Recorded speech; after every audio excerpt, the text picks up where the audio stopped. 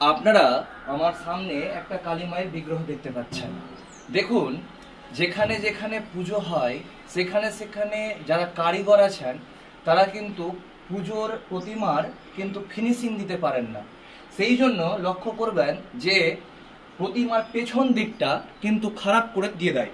এখানে এসে দেখুন, সবাই মোবাইলটা নিয়ে আসো, পিছনটা দেখো, একদম প্রপার কিন্তু সুন্দর করে শাড়ি দিয়ে কিন্তু ঢাকা আছে। আমি অনুরোধ করব যারা যারা কারিগর আছেন তারা কিন্তু যেগুলো মূর্তি দিবেন, বিগ্রহ দিবেন কোনো বাড়িতে, যাতে এইরকম করে পিছনটাকে পুরো শোভিত করে তারপরে দেন। কারণ অন্য ধর্মের মানুষরা এই রকম জিনিসকে ছবির মধ্যে দিয়ে, ভিডিওর মধ্যে দিয়ে আমাদের ধর্মকে খারাপ করে। একদম, ওই জন্য আপনারা সবাই, এবং এই ব্যাপারে দাদা কি বলতে চাও? একদম একদম এটা তো সঠিক। পিছন দিকটা কাপড় দিয়ে অবশ্যই ঢাকা উচিত।